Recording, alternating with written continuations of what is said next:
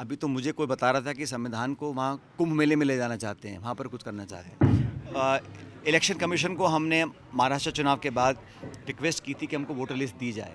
Court के निर्णय के बाद निर्वाचन आयोग ने, सरकार ने कानून बदल दिया कि डिटेल्स हम शेयर नहीं करेंगे। भाजपा और आम आदमी पार्टी को अनेकों बार मौके दिए दिल्ली ने। इंडिया गठबंधन मजबूत है और पहले से ज़्यादा मजबूत रहेगा। ये सरकार, जो मैंने पहले भी कहा, पूरी तरह कन्फ्यूज्ड है। और जब कोई जिला बन गया है अगर, तो उसको और पुख्ता करने के लिए 100 तरीके हैं। उसको रद्द करना मानता हूँ गलत है। इसका हम विधानसभा में पुरजोर इसका विरोध करेंगे। देखिए, पूरे देश में सिर्फ यहाँ पर नहीं, पूरे मुल्क में चर्चा हो रही है कि जिस संविधान की हम हमेशा चर्चा करते हैं, उसको सबसे बड़ा ग्रंथ देश का मानते हैं, और जो माहौल निर्मित हुआ है उसमें क्या हमारी सारी संस्थाएं सुरक्षित हैं, क्या उनको प्रभावित किया जा रहा है, और संविधान ने जो प्रावधान है क्या उनका पालन सही रूप में हो रहा है, क्या जो स्पिरिट ऑफ कॉन्स्टिट्यूशन है उसको हम फॉलो कर रहे हैं, और जो अलग अलग नाना प्रकार की संस्थाएं हैं उनको क्या नीतिगत तरीके से कमज़ोर और खोखला किए जाने की कोशिश हो रही है सरकार के माध्यम से। जैसा उदाहरण दे रहा हूं मैं आपको, जो चीफ इलेक्शन कमिश्नर है उसके चयन के लिए जो प्रक्रिया थी उसमें चीफ जस्टिस थे, लीडर ऑफ अपोजिशन थे और प्रधानमंत्री थे। ये एक बहुत पुरानी परंपरा थी। अब उसको बदल कर उसमें प्राइम मिनिस्टर हैं, एक मिनिस्टर हैं और एलओपी हैं, और बहुमत से निर्णय होता है।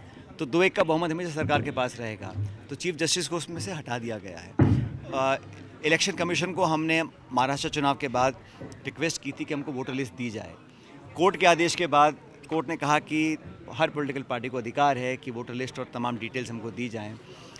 कोर्ट के निर्णय के बाद निर्वाचन आयोग ने, सरकार ने कानून बदल दिया कि डिटेल्स हम शेयर नहीं करेंगे। तो इस प्रकार से संस्थाओं का जब दुरुपयोग होता है, उनका मिसयूज़ होता है, उनको कमज़ोर किया जाता है, तो चिंता का विषय है। और हमारे लोकतंत्र में, हमारे गणतंत्र में सिर्फ चुनाव लड़ना ही लोकतंत्र नहीं है। संस्थाओं को जीवित रखना, संस्थाओं की विश्वसनीयता को जीवित रखना, संस्थाओं को चलाने वाले लोगों की चयन प्रक्रिया को हम उसको धूमिल ना करें, उसको पारदर्शी रखें, ये बहुत महत्वपूर्ण है। इसलिए ये ज़रूरी हम इस प्रकार के संवाद होते रहें, चर्चा होती रहे सिविल सोसाइटी के साथ, पार्लियामेंट के अंदर लोगों के साथ, क्योंकि ये देश सबका है। और मैं समझता हूँ जितनी जिम्मेदारी पक्ष की है लोकतंत्र में, उतनी विपक्ष की भी है। विपक्ष के नाते हम लोग सवाल उठाएं, सवालों के जवाब मांगें, पारदर्शिता की मांग रखें, जवाबदेही तय करें। पार्लियामेंट के अंदर चर्चा हो नहीं पाती हैं। जो संवाद, जो डिस्कशन, जो डिबेट्स होने चाहिए मुद्दों को लेकर, इस बार पिछले सत्र में बहुत सारे मुद्दों को उठाया गया लेकिन चर्चा हुई नहीं।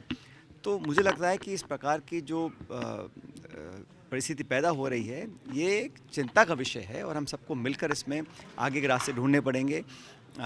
मुझे खुशी है कि आज बहुत लोगों ने अपनी बात को रखा, अनेक लोगों से हमारी चर्चा हुई है, और मैं हमेशा कहता हूँ कि 70 साल से जो भी सरकार आई है उसने इन संस्थानों को सिंचित करने का काम किया है।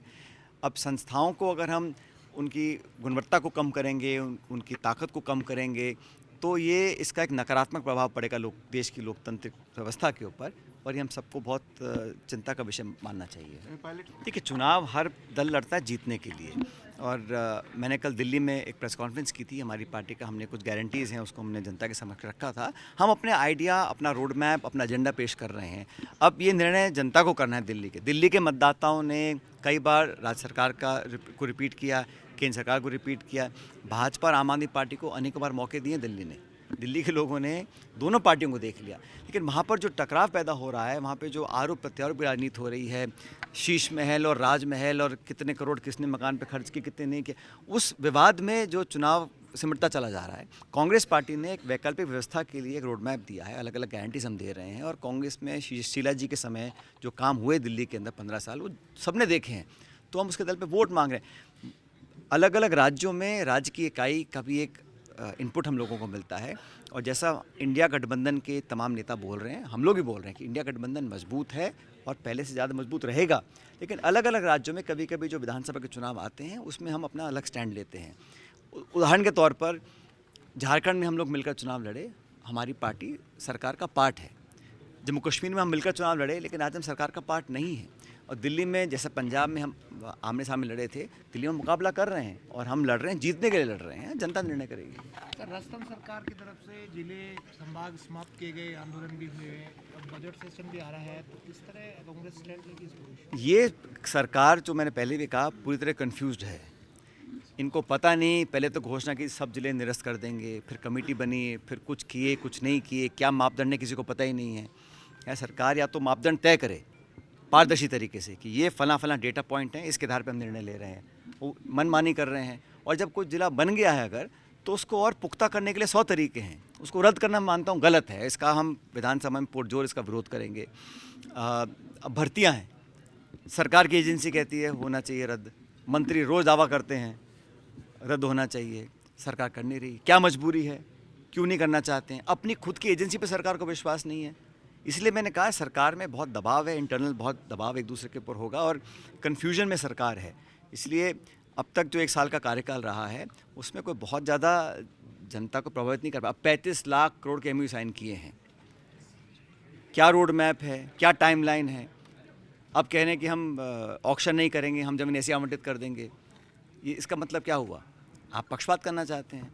और अगर आप आवंटित करना चाह रहे हैं तो आप बताइए किसको करना चाहते हैं। तो इस विधानसभा के सत्र में हम हर मुद्दे पर सरकार से जवाब मांगेंगे, ये हमारा अधिकार है और जनता का भी अधिकार है कि सरकार से जवाब लेना। विपक्ष को हमको जिम्मेदारी दी है, हम इस काम को करेंगे। लेकिन सरकार के कार्यकाल का जो 1 साल रहा है बड़ा अनसर्टन टाइप रहा, क्योंकि मैंने कहा ना, नाना प्रकार के यहाँ पावर सेंटर बन गए हैं और मंत्री कुछ कह रहे हैं, ब्यूरोक्रेट्स कुछ कह रहे हैं। और पहली बार देखा है मैंने कि ब्यूरोक्रेसी इतनी हावी है।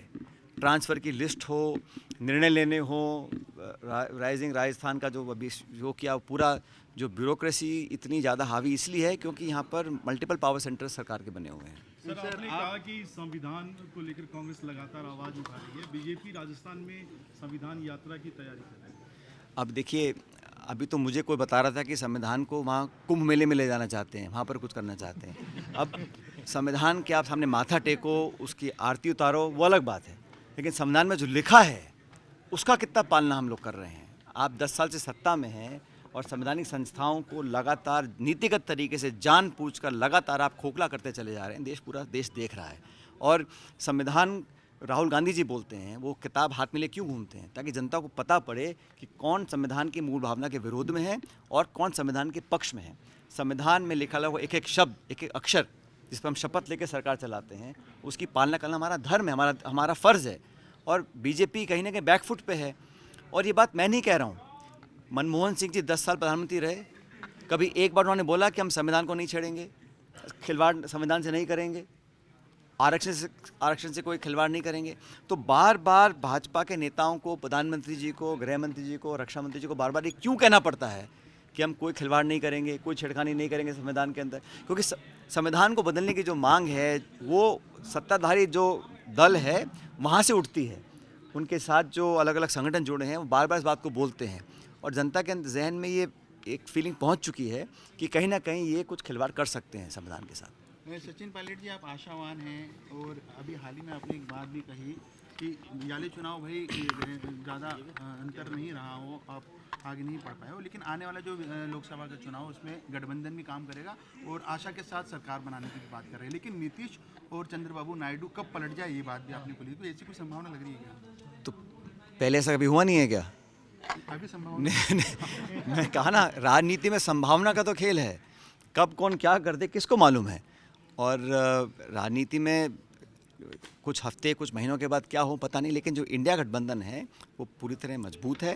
लोकसभा को लेकर हम चुनाव इकट्ठा लड़े थे, जैसे मैंने कहा हमारे अच्छे परिणाम आए उत्तर प्रदेश में, महाराष्ट्र में, हरियाणा में, राजस्थान में और बाकी राज्यों के अंदर भी। तो हमारा गठबंधन मजबूत है और सब नेता बार बार इस बात को बोलते हैं कि एकजुटता विपक्ष की आज एक बहुत बड़ी ज़रूरत है और पूरे देश को उम्मीद है इंडिया अलायंस के साथ, उस पर हम अड़िग हैं, खड़े रहेंगे। सर, दिल्ली से क्या जो उम्मीद है? कहा कि कभी भी पलट सकते हैं, क्या आपको लगता है बिहार चुनाव के बाद नीतीश कुमार पलट सकते हैं? भाई मैं भविष्यवाणी नहीं कर रहा हूँ, आपके मैं मन से नाम मैं तो सिर्फ इतिहास जो हुआ उसको देख के बोल रहा हूँ। आगे क्या होगा मुझे क्या मालूम है, लेकिन हमारा गठबंधन बिहार में अपने दम पर हम सरकार बनाएंगे बिहार के अंदर, मुझे पूरा विश्वास है। दिल्ली चुनाव से क्या उम्मीद है सर? बहुत अच्छे उम्मीद है।